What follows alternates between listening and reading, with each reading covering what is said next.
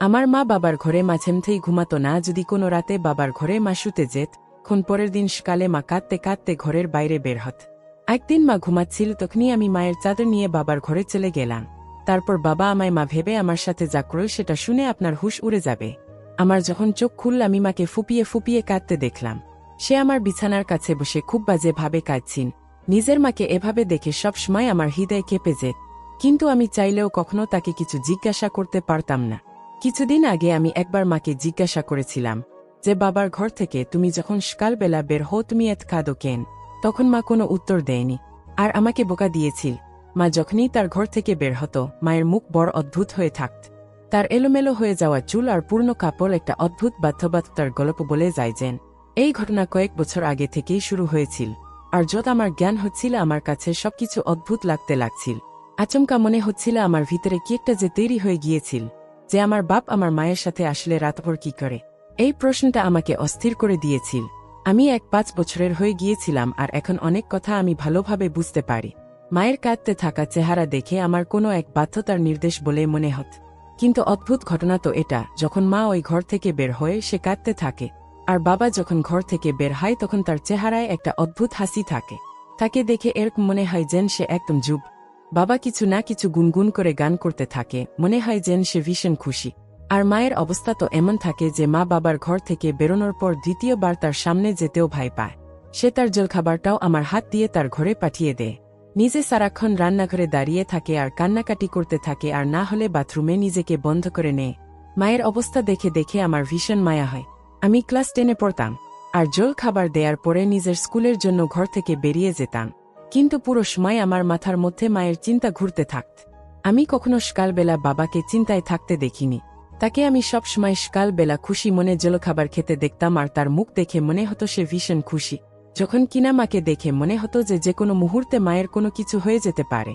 মাঝে মধ্যে আমি জলখাবার বানানোর সময় মাকে খাপতেও দেখতাম। আমার মন চাইতো যে আমি মাকে জিজ্ঞাসা করি যে বাবা রাতের বেলা এরকম করে কেন, যে তোমার এই রকম অবস্থা করে দে। কিন্তু বাবার নাম করলে মায়ের চেহারায় ভয় দেখতে পেতাম। মা অবশ্য প্রত্যেক রাতে বাবার ঘরে ঘুমাতে যেত না, বরং সে আমার সাথেই ঘুমাত। কখনো কখনো তাকে বাবা জোর করে নিজের ঘরে নিয়ে যেত, আর মা বারণ করত, কিন্তু বাবা তার কথা শুনত না। বাবার আওয়াজে ভালোবাসার এমন মিষ্টতা মিশে থাকত যে যেই দেখত সে অবাক হয়ে যেত। কিন্তু আমি খুব ভালো করে জানতাম বাবা মাকে নিজের সাথে নিজের ঘরে নিয়ে গিয়ে নিশ্চিতভাবে খুব বাজে কিছু করত। আর যে কোনো সন্তানের কাছেই তার মাকে কাঁদতে বা কষ্ট পেতে দেখা ভীষণ মুশকিল হয়ে দাঁড়ায়। আর আমার ক্ষেত্রেও এই একই ঘটনা ঘটেছিল না। আমি পড়াতে মনোযোগ দিতে পারতাম আর না আমার ঘরে মন লাগত। আমার হৃদয় চাইত যে আমি কোনোভাবে আমার মাকে বাবার ঘরে যেন না যেতে দিই, কিন্তু আমি কোনো রকমভাবে বাবাকে না করতে পারতাম না। বাবা তো আমার সামনে মায়ের সাথে খুব ভালোবেসে ব্যবহার করত। ঘরের পরিবেশ আমাকে এমনভাবে বিরক্ত করে দিয়েছিল যে আমি হাফ ইয়ারলি পরীক্ষায় খুব বাজে ভাবে ফেল করে গেলাম। আমি মা বাবাকে রেজাল্ট বলিনি, কিন্তু আমার বন্ধু অবাক হয়েছিল, কেননা আমি পড়াশোনায় ভীষণ ভালো ছিলাম। সে বারবার আমাকে জিজ্ঞাসা করতে লাগলো যে আমার হুঁশ কোন দিকে থাকে। আমি তাকে আমার মা আর বাবার ব্যাপারে বলে দিয়েছিলাম। তোমার বাবা ইংরেজি সিনেমা দেখে না তো? সালোনি হঠাৎ করে প্রশ্ন কর। আমি হচকিয়ে তার দিকে দেখতে লাগলাম। এবার আবার কি উদ্দেশ্য সে অদ্ভুত নজরে আমাকে দেখতে লাগলো, যেটা আমি বুঝতে পারলাম না। সে কথাটা বদলে দিই। আমি যখন বাড়ি ফিরলাম মায়ের খুড়তুতো ভাই আর্জন কাকু বসেছিলেন। উনি দুপুর বেলা আমাদের ঘরে আসতেন। মায়ের ছোটবেলা থেকেই তার সাথে ভালো বন্ধুত্ব ছিল। মা বলতো যে তারা দুজনে ছোটবেলায় একসাথে থাকতো। এরপর আর্জন কাকু দুবাই চলে গেল, আর মায়ের বিয়ে বাবার সাথে হয়ে যায়। আর আমি তাদের একমাত্র মেয়ে ছিলাম। কয়েক বছর আগেও বোধহয় সবকিছু ঠিক ছিল, নাকি আমি নিজেই ছোট ছিলাম আর অবুঝ ছিলাম। কিন্তু কয়েক বছর ধরে আমার মায়ের অবস্থা খুব ভালোভাবে আমি বুঝতে শুরু করি। আমি জেনে গিয়েছিলাম যে আমার বাবা ভালো লোক ছিল না, আর সেটাই আমার মায়ের কষ্টের কারণ। আর এই ব্যাপারটা আমার মনে নিজের বাবার জন্য শত্রুতা উৎপন্ন করেছিল। আর্জন কাকুর সাথে আমার মায়ের খুব ভালো বন্ধুত্ব ছিল। উনি কয়েক বছর আগেই ভারতে ফেরত আসেন আর মায়ের সাথে দেখা করতে মাঝেমধ্যেই আসতেন, কিন্তু তার আশা মায়ের ঠিক পছন্দ ছিলেন।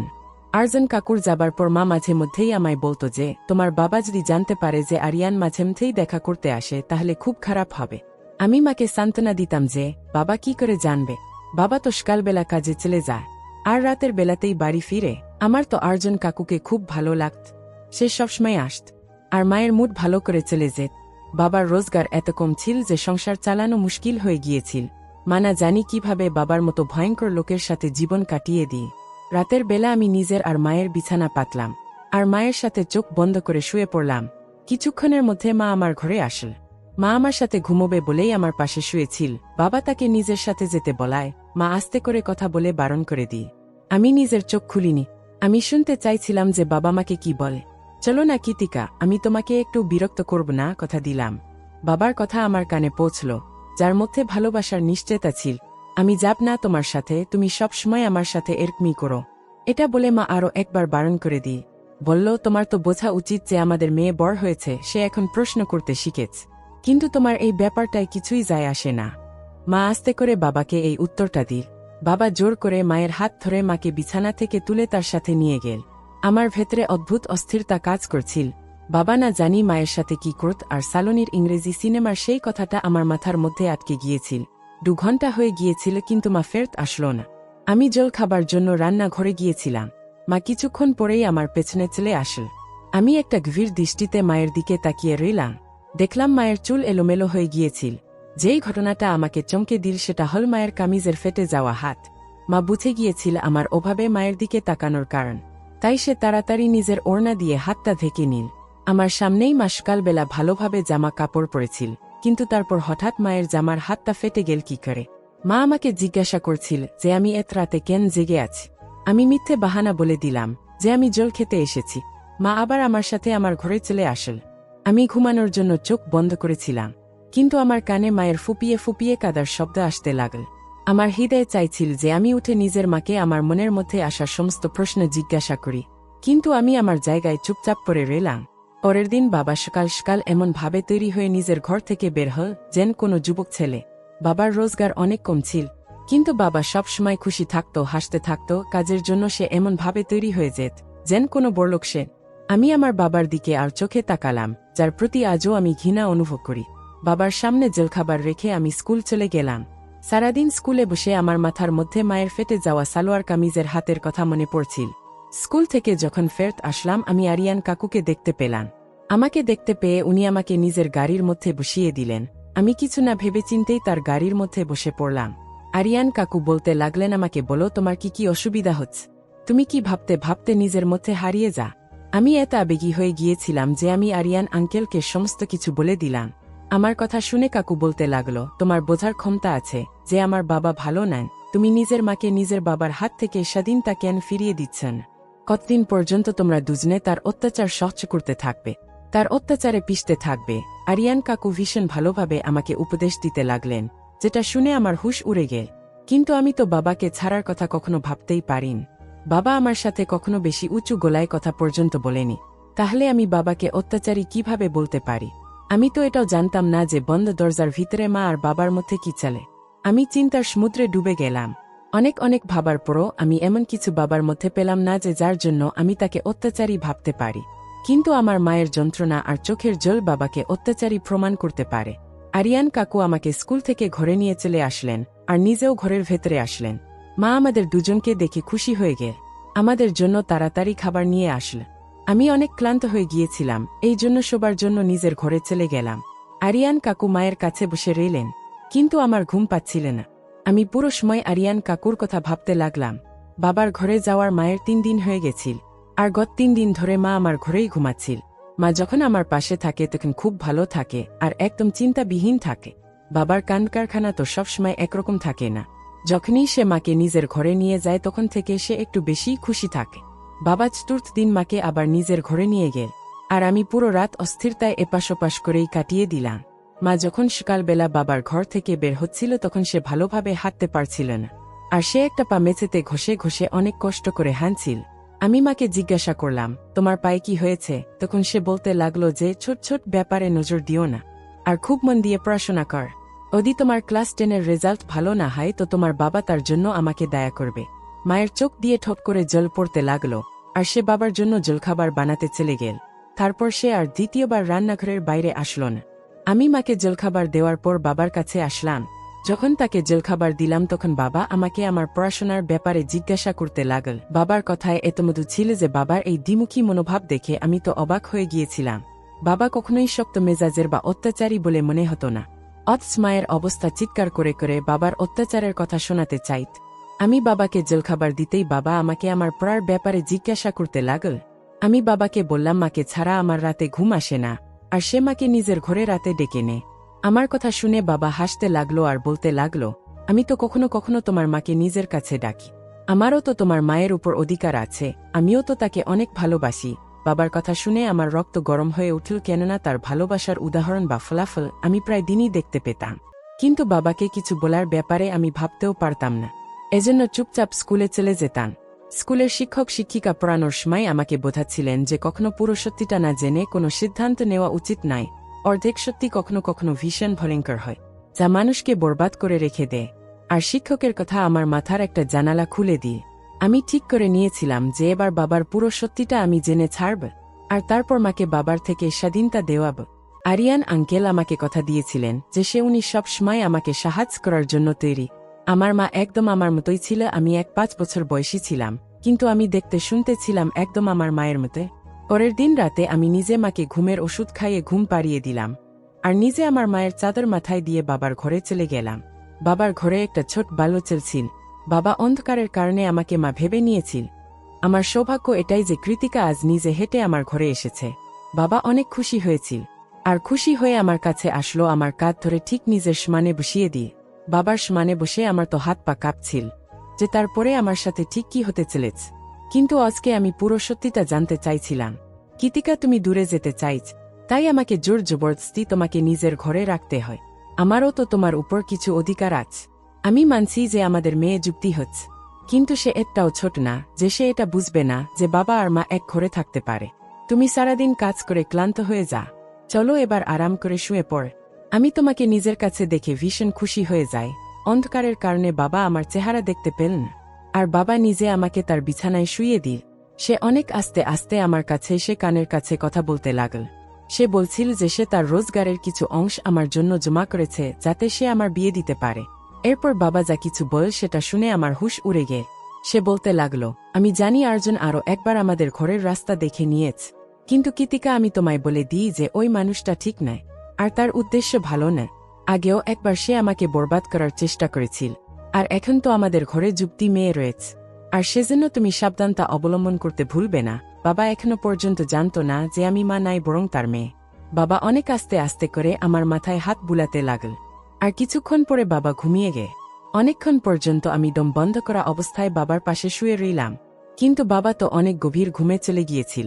আমি তাই চুপচাপ সেখান থেকে উঠে ঘরের বাইরে বেরিয়ে এলাম। বাবা তো এরকম কিছুই করল না যেটা আমি বুঝতে পারতাম। এদিকে আর্জুন আঙ্কেল এবং আমার মাকে নিয়ে অনেকগুলো প্রশ্ন আমার মনের মধ্যে উঠতে লাগল। পরের দিন সকালে প্রত্যেক দিনের মতোই বাবার মুখ এমন ছিল যেন সে রাত মায়ের সাথে কাটিয়েছে। আমি চুপচাপ বসে বসে বাবার উপর নজরদারি করছিলাম, কিন্তু বাবার আচরণে কোনো কিছু পরিবর্তন আমি দেখতে পেলাম না। স্কুল থেকে যখন বাড়ি ফিরলাম তখন ঘরের বাইরে আরিয়ান আঙ্কেলের গাড়ি দাঁড়িয়েছিল। আমি সবসময় দূর থেকে তাকে সালাম করতাম আর তারপর ঘরে ঢুকতাম, কিন্তু আজ আমি চোরের মতো আস্তে আস্তে ঘরে ঘুরে ঘুরে ফিরলাম। মা আর আরিয়ান আঙ্কেল ঘরের মধ্যে বসে একসাথে কথা বলছিল। আমার উপস্থিতি তারা টের পায়নি। যা কিছু আমি নিজের কানে শুনলাম সেটা শুনে তোমার হুঁশ উড়ে গেল। আমি ভাবতেও পারি না সেই সত্যিটা যেটা জানার জন্য আমি উৎসুক ছিলাম, আর সেটা যে এত ভয়ঙ্কর হতে পারে। মা আর্জুন আঙ্কেলকে হেসে হেসে বলছিল, আমি নিজের মেয়ে গুড়িয়ার মনের মধ্যে তার বাবার বিরুদ্ধে পুরোপুরি ঘৃণার বীজ বুনেছি, আর এবার তো সেই দিনটা দূরে নেই যখন আমার মেয়ে তার বাবার বিরুদ্ধেই দাঁড়াবে। ওই বুড়ো আমাকে জবরদস্তি নিজের সাথে সম্বন্ধে বেঁধে রেখেছে, কিন্তু এবার আমি স্বাধীনতা চাই। সে আমাকে ঘরের মধ্যে নিয়ে যায় আর আমার সাথে কথা বলতে বলতে ঘুমিয়ে পড়ে, কিন্তু যখনই আমি বাইরে বেরোই তখনই আমি আমার অবস্থা খারাপ করে নিই। আমি আমার মেয়ের মনের ভেতর ভালোভাবে এটা বসিয়ে দিয়েছি যে তার বাবা আমার উপর অত্যাচার করে। একদিন তো আমি নিজেই নিজের জামার হাতটা ছিঁড়ে দিয়েছিলাম। আমি চাইছিলাম যে যখন ওই বুড়োর থেকে আমি আলাদা হওয়ার বা আমার স্বাধীনতার কথা বলবো তখন আমার মেয়ে আমার ঢাল হয়ে যা, আর আমাকে ও আমার মেয়েকে যেন তার ঘর থেকে বেরোতে না হয়। আমার মেয়ে আমার নির্দোষতার আর নিজের বাবার অত্যাচারের গল্প দুনিয়াকে শুনিয়ে দেবে, আর আমি আমার মেয়েকে নিয়ে তোমার জীবনে যুক্তি হয়ে যাব। আরিয়ান আঙ্কেল হাসতে হাসতে বলতে লাগলো, আমিও গুড়িয়াকে বলে দিয়েছি যে তার যখনই আমার প্রয়োজন হবে আমি চলে আসব। মা আরিয়ান আঙ্কেলকে বলতে লাগলো, প্রথমবারের মতো তুমি আমার সাথে বিশ্বাসঘাতকতা করো না জেন। আগেও তুমি একবার আমাকে মাঝ রাস্তায় ছেড়ে চলে গিয়েছিলে, সেই সময় আমার স্বামী আমাকে আপন করে নিয়েছিল।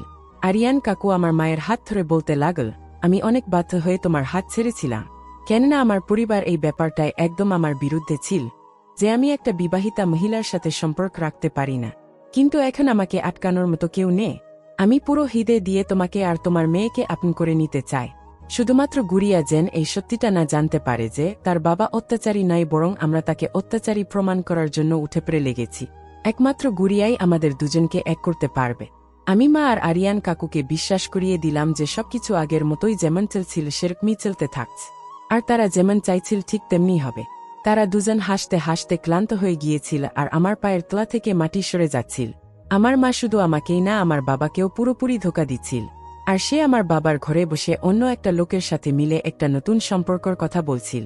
আমার বাবার কথা মনে পড়ে গেল যে আরিয়ান আঙ্কেল প্রথমে ও আমাদের পরিবার নষ্ট করার চেষ্টা করেছিল। আমি অনেক কিছু জেনে ফেলেছিলাম, এই জন্য ঘরের ভেতর আমি প্রবেশ করলাম। আমাকে দেখে মা আর আরিয়ান কাকু চমকে উঠল, কিন্তু কিছুক্ষণের মধ্যেই তারা নিজেদের আবেগের উপর নিয়ন্ত্রণ করে ফেলেছিল। কাকু আমার দিকে চকলেট দিতে আসলে আমি চকলেট নেওয়ার বদলে মায়ের মুখের দিকে তাকালাম আর খুব শক্তভাবে মাকে জিজ্ঞাসা করলাম, তোমাকে আমায় বলতে হবে যে বাবার সাথে তোমার কি সমস্যা? মা জেনে গিয়েছিল যে তাদের মিথ্যে রহস্য খুলে গিয়েছে। এই জন্য বিনা লজ্জায় মা আমাকে সব সত্যি বলে দিল। মা বিয়ের আগে আঙ্কেলকে ভালোবাসত, কিন্তু আরিয়ান কাকু তাকে বিয়ে করার বদলে দুবাইতে গিয়ে চাকরি করতে লেগেছিল। আর মায়ের ভালোবাসা ছেড়ে নিজে কেরিয়ার বেছে নিয়েছেন। ছোটবেলার ভালোবাসার রং কাঁচা হল না, আর এভাবে মায়ের হৃদয়ে আরিয়ান কাকুর ভালোবাসার রং বসে গিয়েছিল। মায়ের পরিবার মায়ের জন্য বাবাকে পছন্দ করে নিয়েছিল। মা যুক্তি আর খুব সুন্দর ছিল, যখন কিনা বাবার বয়স তার থেকে 100 বছর বড় ছিল। আর বাবা ছিল শ্যামলা বর্ণের মানুষ, যখন কিনা আরিয়ান কাকু ছিল সুন্দর। মায়ের জন্য বাবার সম্বন্ধ পরিবারের ইচ্ছাই হয়েছিল, আর মা নিজের পরিবারের জোরজবরদস্তিতে বাবাকে বিয়ে করে নেয়। কিন্তু সে কখনো বাবাকে হৃদয় থেকে আপন করতে পারেনি। জোর জবরদস্তির এই সম্বন্ধ মায়ের জন্য একটা বোঝার মতো ছিল, কিন্তু মা এই সম্পর্কে কোনোরকমভাবে চালিয়ে নিচ্ছিল।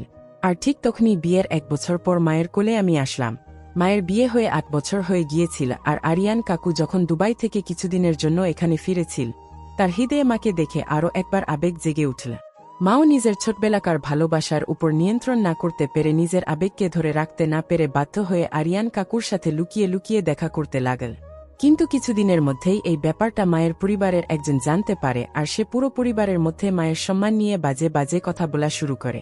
বাবা মাকে সত্যিকারের ভালোবাসত, এজন্য সে মাকে বদনামির হাত থেকে বাঁচিয়ে নিয়েছিল, আর সমস্ত কথাগুলোকে মিথ্যা প্রমাণ করেছিল। যখন বাবা মায়ের সঙ্গ দিয়েছিল, তখন পুরো পরিবার নিজে নিজেই চুপ করে গিয়েছিল। আমার সেই পরিবারের মহিলা যে কিনা মাকে বদনাম করতে চেয়েছিল, সে কিছুই করতে পারল না মায়ের, কিন্তু সে আরিয়ান আঙ্কেলকে জোর জবরদস্তি ফেরত পাঠিয়ে দিয়েছিল। ভালোবাসার জোশ যুদ্ধর মতো হয়ে গিয়েছিল। 1 বছর আগে সেই ভালোবাসাকে আরিয়ান কাকু দ্বিতীয়বার জীবিত কর।